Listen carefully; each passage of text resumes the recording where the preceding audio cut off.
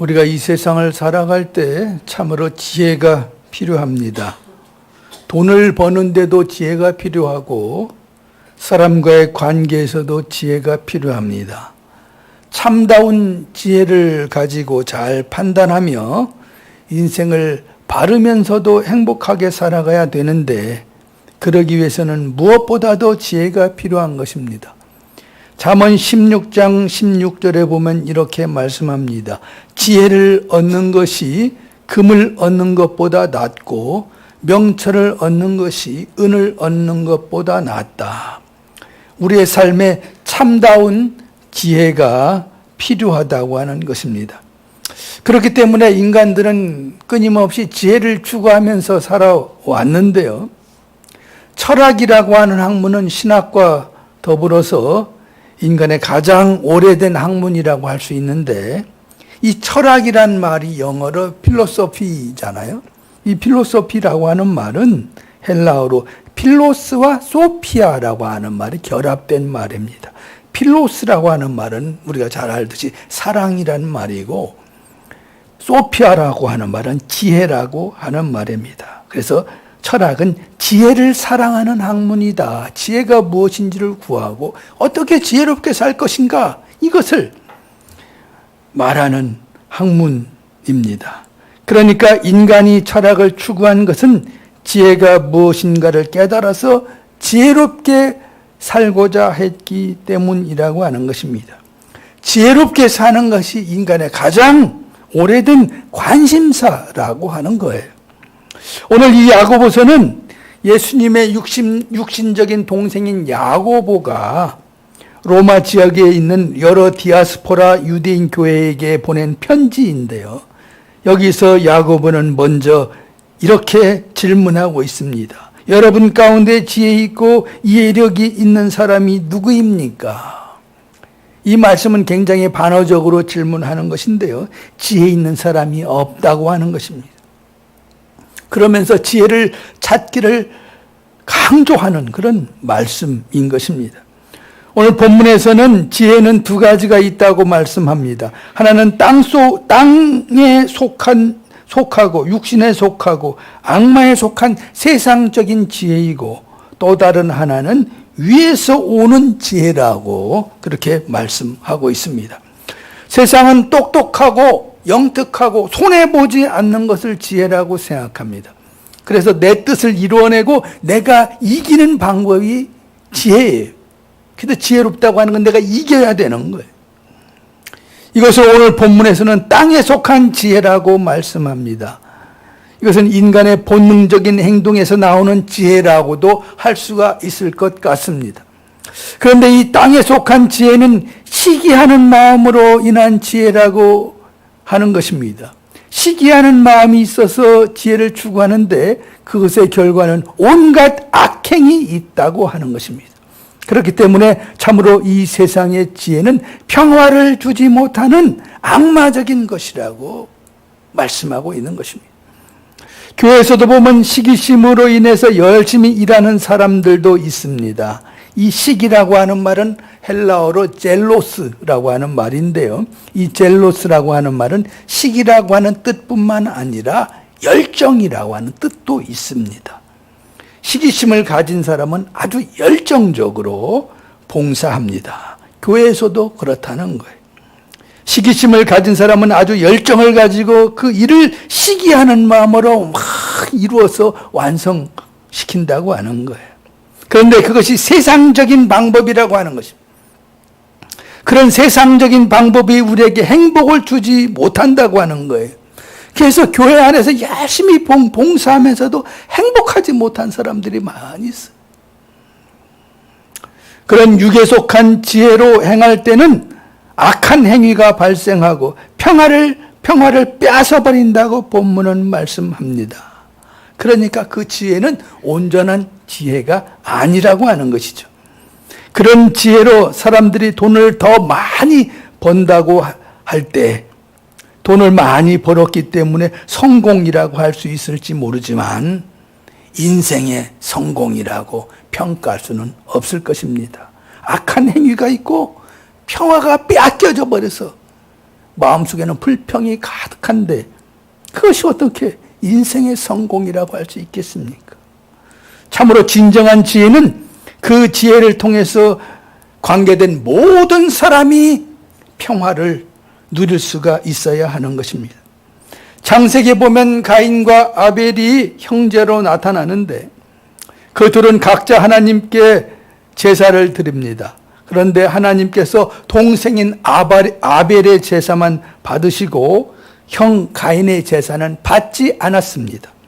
그래서 그 모습을 보고는 이 가인이 시기심이 가득했습니다.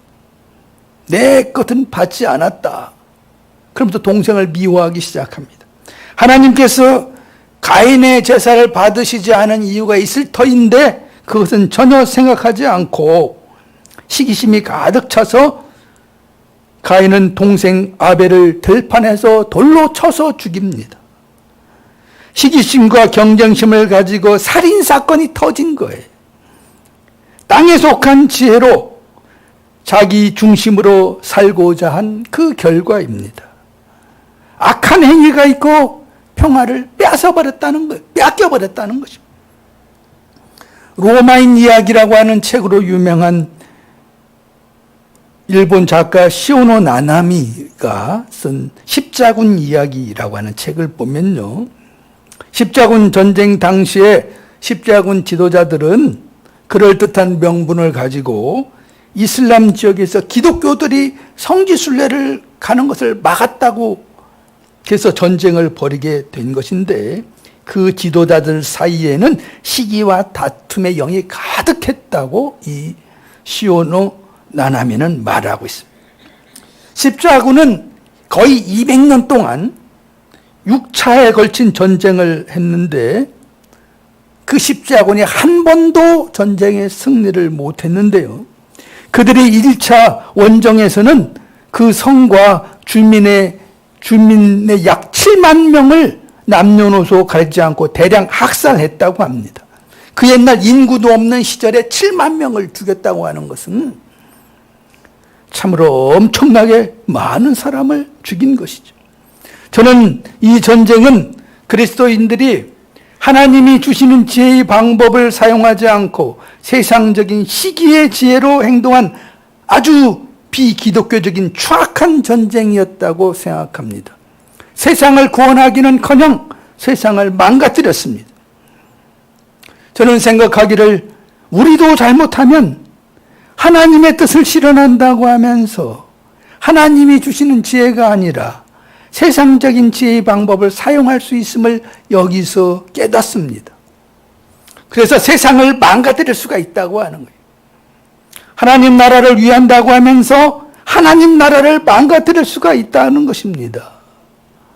우리가 하나님의 지혜를 잘 따라야 한다는 것을 보게 됩니다.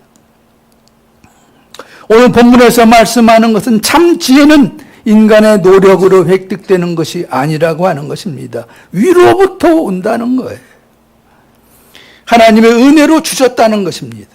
그 위에서 오는 지혜가 참 지혜다 이렇게 말씀하고 있습니다. 그 지혜는 이미 성경 말씀 속에 제시되어 있습니다.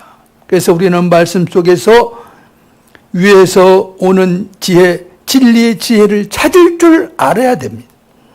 그래서 우리가 언제나 말씀을 상고하고 묵상하는 것 아니겠습니까? 그러게 인간들은 말씀 속에서 위에서 오는 지혜를 깨달아야 하고 그 지혜를 따라서 지혜로운 삶을 살아야 한다고 하는 것입니다. 위에서 오는 지혜는 참으로 아름다운 지혜이고 온전한 지혜인데요. 그런데 위에서 오는 지혜는 땅의 지혜와는 원천이 다릅니다.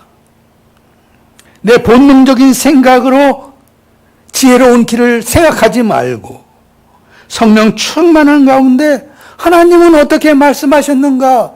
하나님이 말씀하시는 지금 지혜로운 삶은 무엇인가? 그걸 생각하면서 나아가야 한다고 하는 거예요. 내가 아는 지식 가지고 생각해서 지혜를 판단하지 말라는 것이죠. 위에서 오는 지혜는 그러면 어떠한 것이 지혜냐? 17절에 이렇게 말씀합니다. 위에서 오는 지혜는 우선 순결하고 다음으로 평화스럽고 친절하고 온순하고 자비와 선한 열매가 풍성하고 편견과 위선이 없습니다. 이렇게 말씀해요. 하나님이 주시는 지혜는 첫째로 순결하다고 본문에서 말씀하고 있습니다. 순결하다고 하는 것은 순수하기 때문에 악한 동기가 없다는 거예요. 악한 동기가 없어요. 내가 무슨 행동을 하는데 악한 동기가 없어. 지혜로운 사람은 사람들의 관계를 진실하고 순결한 마음을 가지고 악한 마음이 없이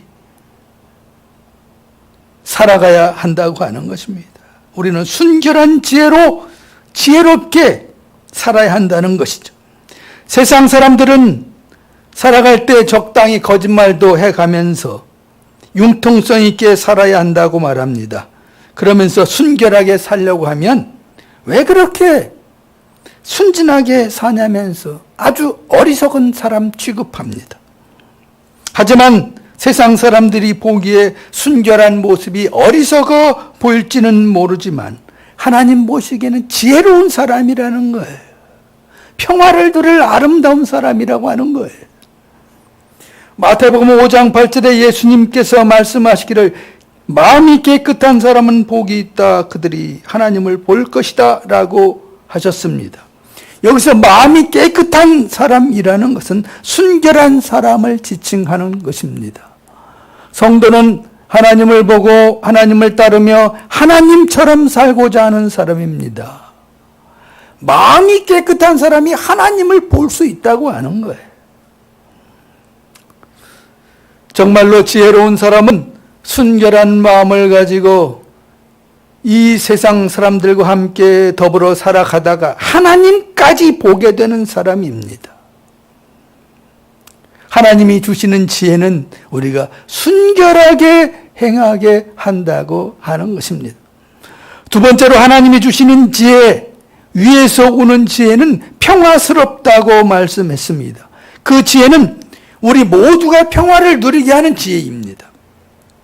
지혜를 따르면 나도 평화를 누리고 다른 사람도 평화를 누리는 것입니다. 잠언 17장 1절에 보면 마른 빵 한 조각을 먹으며 화목하게 지내는 것이 진수성찬을 가득히 차린 집에서 다투며 사는 것보다 낫다. 이렇게 말씀했습니다. 오늘날의 세상에 많은 사람들이 사회적으로 성공을 해가지고는 풍요하게 살고자 애를 쓰면서 살아가지만 부부나 가족과의 관계가 좋지 못해서 다투며 불화하면서 평생을 그렇게 불편하게 살아가는 사람들도 많이 있습니다.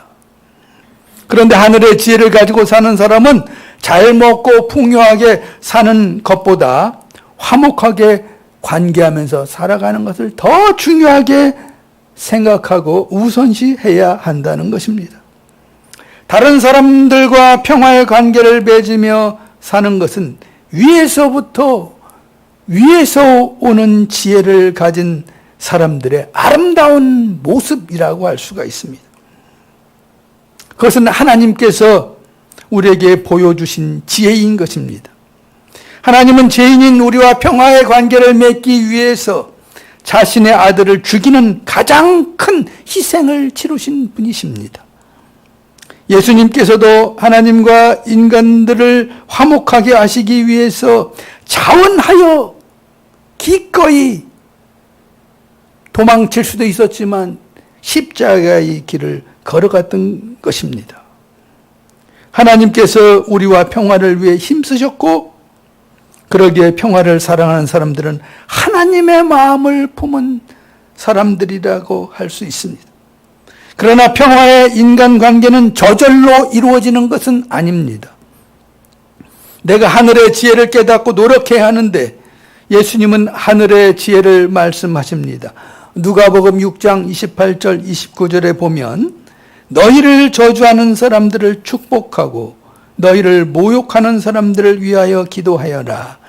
내 뺨을 치는 사람에게는 다른 쪽 뺨도 돌려대고 내 겉옷을 빼앗는 사람에게는 속옷도 거절하지 말아라.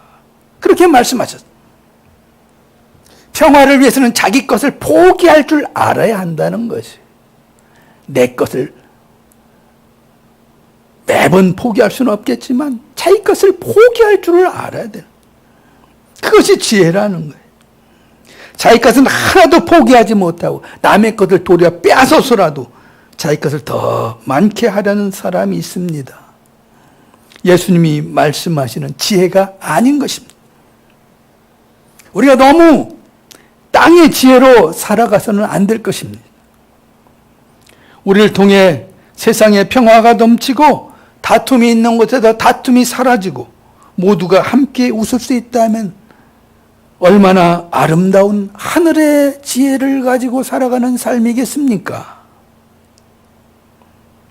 우리가 그런 평화를 만들어가는 그런 지혜로운 삶이 되어야 한다고 하는 것입니다.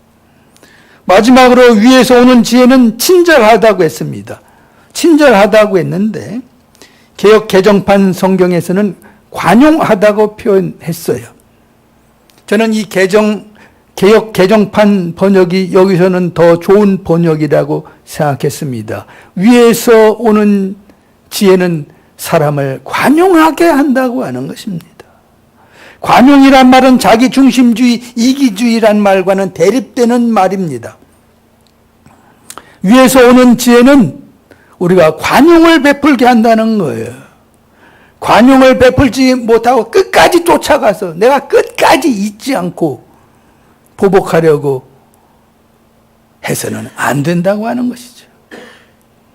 우리가 지혜롭게 살아야 되는데 하나님이 주시는 위에서 오는 지혜는 관용을 즐겁게 베풀 줄 알게 한다는 거예요. 그런 인격의 사람이 되어야 한다고 하는 것입니다. 성 프란시스의 일화 중에 이런 이야기가 있습니다. 성 프란시스가 저 아시시의 산 언덕에다가 이렇게 집을 짓고 거기서 제자들과 살았습니다. 어느 날 성 프란시스와 그 제자들이 모두 외출한 상태였고 한 소년만이 혼자서 그 집을 지키고 있었습니다. 그때 악명 높은 산적 3명이 그 집을 찾아왔습니다. 그 도적을 본 소년은 마음속으로 기도하면서 용기를 다해서 큰 소리로 호통을 쳤습니다.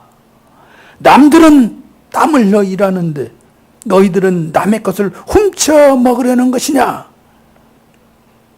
도적들은 마음이 찔렸는지 그대로 돌아갔습니다. 프란시스가 오자 그 소년은 자랑스러운 듯이 자신이 도둑들을 향해서 호통쳐가지고 보낸 일을 이렇게 말했습니다. 그런데 이 말을 듣고 프란시스가 말을 합니다. 그건 내가 실수했구나. 지금 곧 그 배고픈 도둑들에게 가서 이 빵과 포도주를 주고 오너라. 소년은 성 프란시스의 말대로 그들을 바로 쫓아가서 빵과 포도주 같은 선물을 전달했는데 그들은 그것을 먹지 않고 소년을 따라 수도원으로 와서는 회개하고 성 프란시스의 제자가 되었다고 합니다. 성 프란시스는 도적까지도 관용하면서 대하는 아주 폭넓은 하나님의 지혜가 있었고 그 관용이 사람들을 변화시켰다고 하는 거예요. 위에서 오는 지혜로 사는 사람은 언제나 관용을 먼저 생각하게 하는 것입니다. 왜냐하면 하나님이 보여주신 것이 관용이기 때문에 그렇습니다. 하나님은 죄인들을 진노로 대접하지 않으시고 관용하며 사랑으로 대해 주셨던 것입니다. 그리고 우리에게 다른 이들에게 관용을 베푸는 것이 지혜 있는 삶이라고 우리에게 가르쳐 주셨기 때문입니다. 우리는 우리가 관용하지 못하는 사람이 누구인지를 살펴봐야 합니다. 때로 가깝고 편한 사이일수록 관용하지 못하고 화를 내며 살아가기가 쉽습니다. 집 밖에서는 젠틀맨이라고 불리는 사람이 집 안에서는 그렇지 못한 경우도 많이 있습니다. 그리고 나와 다른 사람에 대해서는 관용하지 못하고 적대시하면서 살아가기가 쉽습니다. 한국의 이혼율이 높아가고 있는 20대, 30대 그들이 결혼하고 나서 이혼율이 높아가고 있다고 하는데요. 이혼하는 가장 큰 이유가 성격 차이라고 합니다. 서로의 차이에 대해서 관용하지 못하고 다투다가 헤어진다고 합니다. 어떤 사람은 부부관계에 대해서 당신은 절대로 참지 말아라. 당신 말을 주장해라. 권리를 찾아라. 내가 뭐가 부족해서 무릎을 꿇느냐. 이렇게 말하는 사람도 있습니다. 그러나 다름을 참지 말라고 하면 어떤 가정이 온전하겠습니까? 어떻게 함께 살 수가 있겠습니까? 세상 모든 사람은 다 다른데. 물론 서로 섬기면서 살아야 하지만 우리가 서로 인정하고 이해하고 환용을 베풀 줄 아는 마음이 있어야 한다고 하는, 그게 지혜로운 삶이라는 것이죠. 가정도 잘 건사하며 살 수 있는 것이죠. 그런 지혜가 없이 자기 할 말 다 한다고 한다면 그것이 무슨 가정이겠습니까? 거기서 쉼을 두릴 수 있겠습니까? 우리는 이러한 위에서 오는 지혜로 살아야지 땅에 속한 지혜로 살지 말라고 오늘 야고보 사도는 우리에게 말씀하고 있는 것입니다. 그리하여 하나님 주신 놀라운 은혜 가운데 살며 평화를 누려라. 그런 것입니다. 사랑하는 성도 여러분, 위에서 오는 지혜로 살아서 순결하고 평화스럽고 관용을 베푸는 아름다운 열매를 맺으시는 여러분들이 되시기를 예수 그리스도의 이름으로